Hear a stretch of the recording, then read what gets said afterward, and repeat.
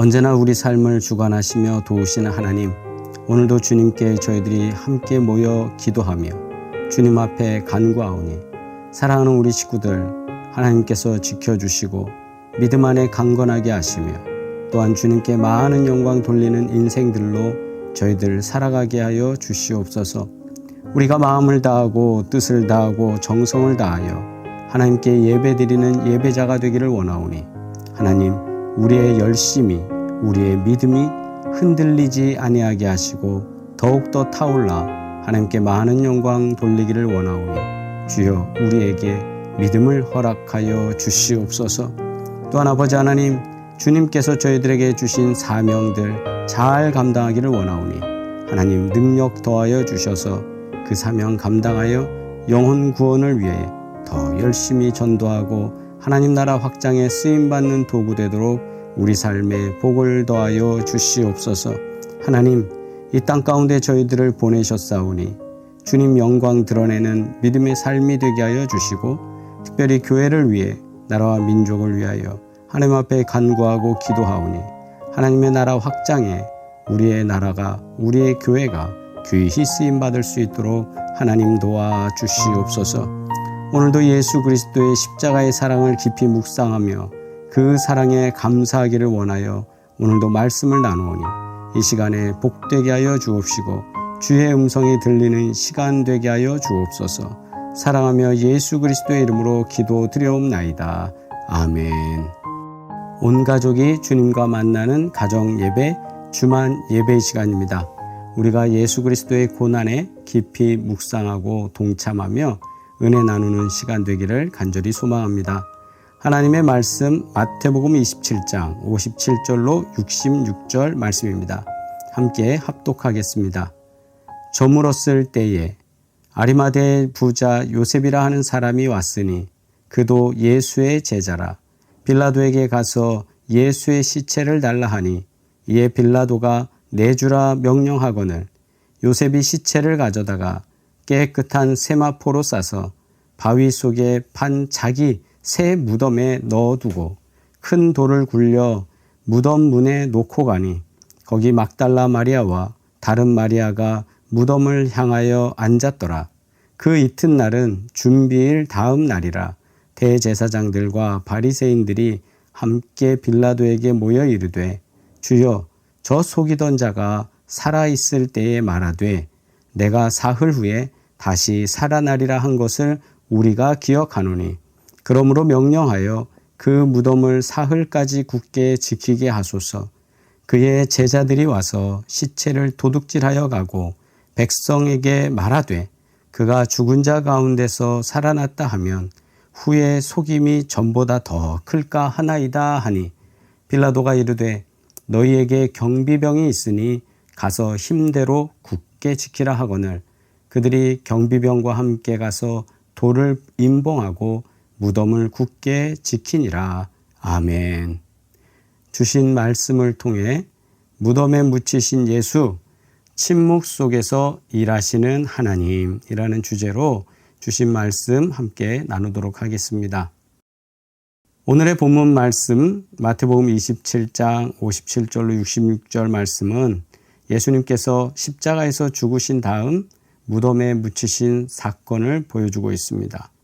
겉으로는 죽음과 침묵의 시간이지만 그 안에는 하나님의 구원의 섭리가 조용히 진행되고 있다는 것을 우리는 알고 있습니다. 우리가 분명히 알듯이 예수님은 십자가에서 죽으셨습니다. 하나님의 아들이신 그분이 아무 죄도 없는 의인이 인류의 죄를 대신하여 비참한 형벌을 받아 죽으셨습니다. 그리고 예수님의 몸은 조용히 무덤에 묻히십니다. 십자가 위에서의 고통과 외침이 끝난 다음 이제는 고요한 침묵의 시간, 우리가 잘 알듯이 무덤의 시간이 시작되었습니다. 마태복음 27장은 예수님의 죽음 이후의 장면을 상당히 세심하게 기록하고 있습니다. 저녁이 되자 아리마대 사람 요셉이 등장합니다. 이 아리마대 사람 요셉은 부자였습니다. 그리고 그는 산헤드린의 공회원이었습니다. 그리고 은밀히 예수님의 제자로서 활동하고 있었습니다. 그는 빌라도에게 담대히 나아가서 예수님의 시신을 달라고 요청합니다.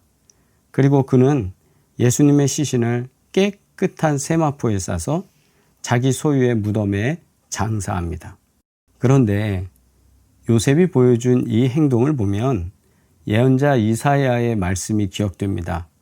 그가 죽은 후 부자의 무덤에 있었으리라. 아멘.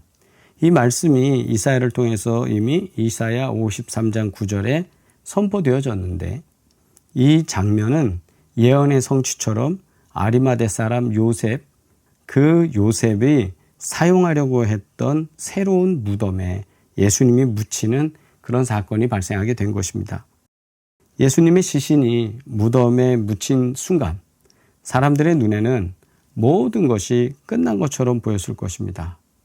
이제 아무도 없으니까, 예수님이 없으니까 구심점도 없고 모일 곳이 없었던 거죠. 그 결과 제자들은 흩어졌고 대제사장과 바리새인들은 안도하면서 로마 총독 빌라도는 형벌을 집행한 사실에 만족했습니다. 야, 이제 조용히 잘 수습되었구나. 그런데 재밌는 건 이 무덤은 절망의 끝, 그리고 죽음의 승리처럼 보였습니다. 언제까지요? 예수님이 부활하시기 전까지. 맞죠? 우리는 오늘 알고 있습니다. 하나님은 그 죽음과 침묵 속에서도 여전히 일하고 계셨습니다. 무덤은 사람들이 볼 때는 끝으로 보였습니다. 그러나 무덤은 끝이 아니라 부활을 준비하는 전환의 장소였습니다. 즉, 죽음 속에서 다시 부활이 일어나는 그 상황이 전개되는 곳이 어디냐? 바로 무덤이었던 겁니다. 사람들은 무덤 속에 갇힌, 무덤 속으로 들어간, 무덤에 장사된 예수님이 죽었기 때문에 모든 것이 끝났다라고 보았지만, 그러나 하나님은 거기서 일하신 것입니다. 하나님은 인간의 역사 속에서 가장 침묵하셨던 이 순간에 그때 무슨 일이 벌어지는지, 어떤 일을 하셨는지 우리에게 말씀하지 않으시지만 가장 위대한 구원의 일을 준비하고 계셨던 것입니다. 오늘 우리는 무덤 앞에 서서 침묵하신 하나님을 믿을 수 있는가를 우리가 한번 물어야 되겠습니다. 하나님께서 그 순간 3일이라는 시간 동안 침묵하시면서 일하실 때 우리는 하나님을 믿고 있는가? 내가 이해할 수 없는 침묵의 순간에도 하나님이 나를 위해서 일하고 계시다는 사실을 믿을 수 있습니까? 이것이 사순절의 마지막 주인 고난주간에 우리에게 주어주시는, 우리에게 질문하시는 신앙의 또한 질문이고 신앙의 훈련이라고 생각합니다. 하나님께서 우리를 위하여 일하실 때, 침묵하시며 계실 때, 그럼에도 불구하고 우리는 하나님을 믿을 수 있는 믿음이 있기를 바랍니다. 첫째, 믿음으로 헌신한 요셉에 대해서 우리가 잠시 살펴보겠습니다. 죽음의 자리, 예수님이 돌아가시는 자리에 참여하는 용기가 있었던 사람입니다. 57절로 60절 말씀 보시면, 저물었을 때에 아리마대의 부자 요셉이라고 하는 사람이 왔으니 그도 예수의 제자라. 빌라도에게 가서 예수의 시체를 달라 하니 이에 빌라도가 내주라 명령하거늘 요셉이 시체를 가져다가 깨끗한 세마포로 싸서 바위 속에 판 자기 새 무덤에 넣어두고 큰 돌을 굴려 무덤문에 놓고 가니. 본문에는 우리가 자주 접하지 못했던, 자주 알지 못했던, 주목하지 않았던 한 인물이 등장하게 되는데요. 바로 아리마대 사람 요셉입니다. 그는 공회원이라고 했습니다. 즉 우리의 국회와 같은 의회의 회원입니다. 위원입니다. 그는 공회원이었습니다. 그리고 부자였습니다. 또한 예수님의 죽음을 지켜본 그 다음 용기를 내어 빌라도에게 가서 시신을 달라고 요구할 수 있었던 믿음의 사람입니다. 마가복음은 그를 담대히 빌라도에게 간 사람이라고 소개하고 있습니다. 여기서 이 시점이 얼마나 위험한 상황인지 여러분 아실 거예요. 예수님은 반역자로 십자가형을 당하셨죠. 그와 관련된 사람이라는 것이 드러나는 순간 요셉도 같은 운명, 즉 반역자로 정죄돼서 죽을 수도 있었습니다. 그러나 그는 더 이상 숨어 있지 않았습니다. 내가 예수님의 제자라는 사실, 내가 예수님에 대해서 어떻게 생활하고 믿고 살아가는지에 대한 사실, 그것을 오픈하는 계기가 된 거죠. 자신의 믿음을 실천하는 결단을 내리고 빌라도 앞에 나간 겁니다. 그리고 그는 깨끗한 세마포를 준비했고요. 자신의 새 무덤을 드렸습니다. 쓰던 것, 어느 빈 한쪽, 그것이 아니라 하나님께 온전한 새 것, 그것을 드리는 믿음으로 예수님을 위해서 자신의 새 무덤을 드렸습니다. 당시 유대 전통에서 무덤은 가문의 상징이었다고 합니다. 그래서 후손에게 물려주는 유산의 성격이 강합니다. 요셉은 그 가치를 예수님을 위해서 기꺼이 포기하고 예수님께 드렸습니다. 부자가 묻힐 무덤이라면 그냥 일반적인 구멍을 파서 들어가는 그런 무덤의 사이즈도 아니었을 것이고, 또한 그 안에 규모 또한 컸고 화려하지 않았을까? 저는 개인적으로 그렇게 생각해 봅니다.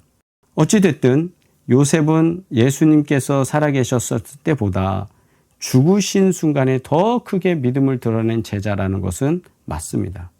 겉으로 보면 너무 늦은 행동처럼 보일 수도 있습니다.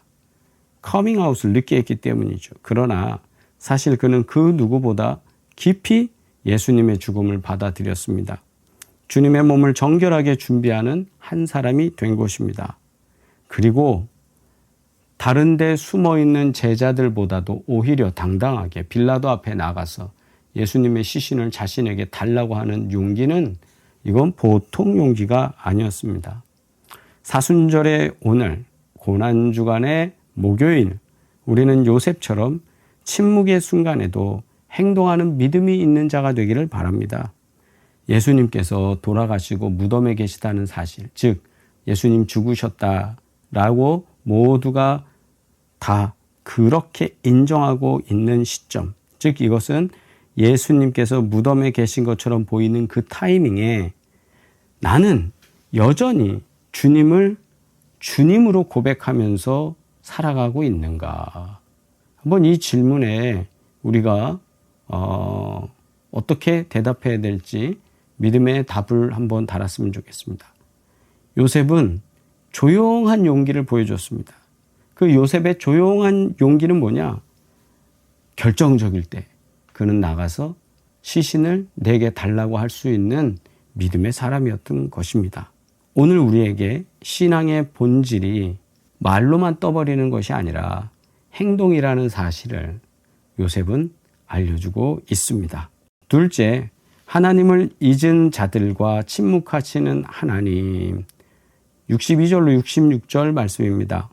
그 이튿날은 준비일 다음 날이라 대제사장들과 바리새인들이 함께 빌라도에게 모여 이르되 주여 저 속이던 자가 살아있을 때에 말하되 내가 사흘 후에 다시 살아나리라 한 것을 우리가 기억하노니 그러므로 명령하여 그 무덤을 사흘까지 굳게 지키게 하소서. 그의 제자들이 와서 시체를 도둑질하여 가고 백성에게 말하되 그가 죽은 자 가운데서 살아났다 하면 후의 속임이 전보다 더 클까 하나이다 하니 빌라도가 이르되 너희에게 경비병이 있으니 가서 힘대로 굳게 지키라 하거늘 그들이 경비병과 함께 가서 돌을 임봉하고 무덤을 굳게 지키니라. 아멘.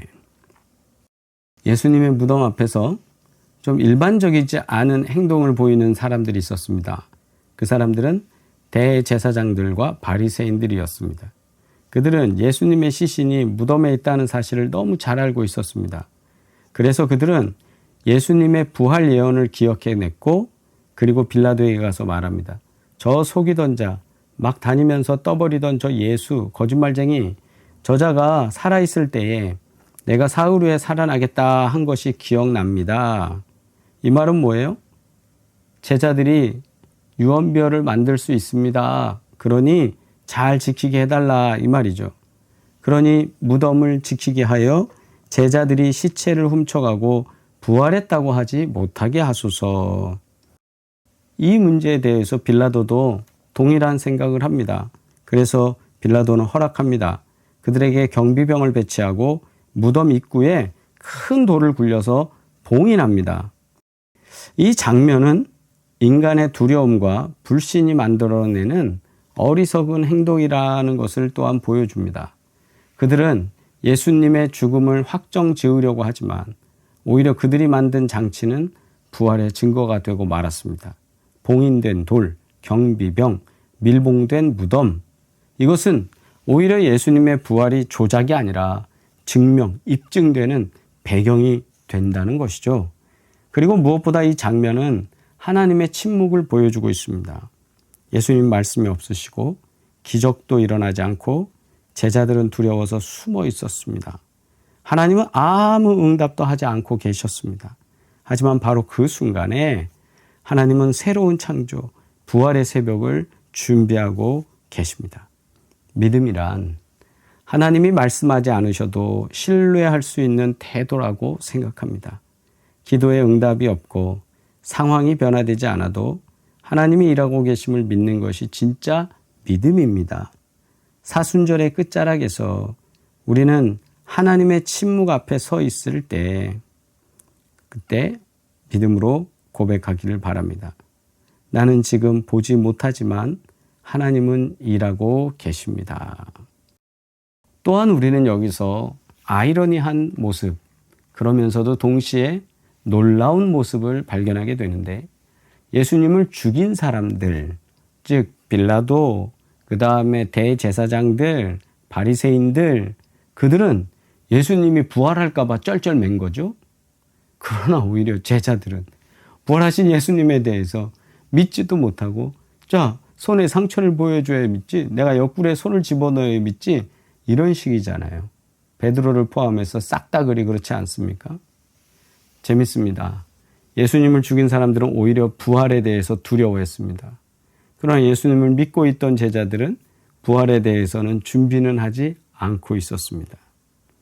어찌됐든 그러나 하나님께서는 그 무덤 속에서 부활의 새벽을 역사하셨습니다.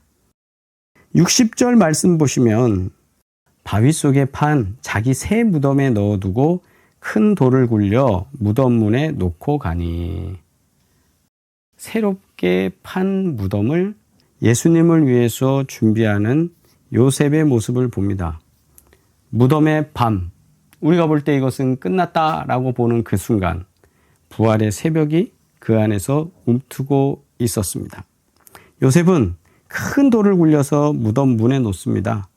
이것은 도굴꾼이나 또는 다른 사람들이 무덤 안으로 들어가서 시신을 훼손하는 것을 막기 위해서 문화적으로 그렇게 사용하던 방법입니다.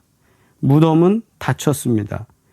죽음은 확정되고 말았습니다. 그러나 복음서는 이 무덤을 끝이 아니라 시작의 장소로 묘사하고 있습니다. 바로 이 무덤에서 사흘 후에 부활이 일어납니다. 예수님은 죽으셨죠. 그러나 부활을 준비하고 계셨습니다. 죽지 않으면 어떻게 부활합니까? 또 무덤은 하나님의 침묵이 아니라 하나님의 준비실이었습니다. 무덤은 패배의 상징이 아니라 승리를 위한 잠깐의 밤이었습니다. 우리 인생에도 그런 무덤의 밤이 있습니다. 기도가 응답되지 않고요. 또 하나님의 임재가 느껴지지 않는 순간도 있습니다. 신앙의 침묵기, 또 감정의 메마른 시간, 영적 방황의 시간, 또 영적 침체기라고 할 수 있어요. 그러나 그런 순간에도 하나님은 부활을 준비하고 계십니다. 사순절은 그 신비한 밤을 견디는 믿음의 여정이라 할 수 있습니다. 십자가가 끝으로 보일 수 있습니다. 근데 십자가는 끝처럼 보이지만 모든 것이 다 끝난 최종 마무리로 보이지만 무덤이 닫히는 그 순간부터 부활은 시작되고 있었습니다. 오늘 우리는 이 믿음으로 예수님의 무덤 앞에 서야 합니다. 지금은 어두워도, 지금은 고요해도 하나님은 일하고 계십니다. 말씀을 통해 예수님은 죽으셨습니다 라는 사실을 우리는 분명히 알 수 있습니다. 그리고 무덤에 묻히셨습니다. 맞죠? 근데 그 무덤은 깊은 어둠의 자리로만 끝나는 것이 아니라 모든 희망이 닫힌 듯 보이고 하나님의 일하심은 보이지 않는 것처럼 보이는 그 무덤이 되었지만 그때 그 무덤 속에서 하나님은 가장 위대한 새벽, 부활을 준비하고 계셨습니다. 사순절을 살아가는 우리에게도 무덤의 시간이 있을 수 있습니다. 하나님의 응답이 없는 것 같고 인생이 갇힌 듯하고 또 갱년기통에서 오는 감정적이며 사색적인 것처럼 여러 가지로 우리가 힘들고 낙심될 때 있습니다. 그러나 십자가는 절망의 끝이 아니라 새 생명의 시작이 된다고 오늘 보여주고 계십니다. 조용히 믿음을 고백하기를 바랍니다. 주님, 무덤에서도 저희는 주님을 기다립니다. 주님은 우리를 잊지 않으셨고 지금도 일하고 계십니다. 그리고 이 믿음으로 돌아오는 주일 부활의 찬송을 깊이 또 힘있게 부르며 온 마음으로 주님을 맞이할 준비를 하시기를 간절히 바랍니다. 주님 가르쳐 주신 기도 드리겠습니다. 하늘에 계신 우리 아버지여, 이름이 거룩히 여김을 받으시오며 나라가 임하시오며 뜻이 하늘에서 이루어진 것 같이 땅에서도 이루어지이다. 오늘 우리에게 일용할 양식을 주시옵고 우리가 우리에게 죄 지은 자를 사하여 준 것 같이 우리 죄를 사하여 주시옵고 우리를 시험에 들게 하지 마시옵고 다만 악에서 구하시옵소서. 나라와 권세와 영광이 아버지께 영원히 있사옵나이다. 아멘. 주님께서 죽음 속에서 부활을 준비하셨듯이 우리가 목요일, 금요일, 토요일 이 시간 속에서 부활을 준비하며 믿음으로 준비하시기를 주의 이름으로 축복합니다. 다음 시간에 만나겠습니다. 안녕히 계세요.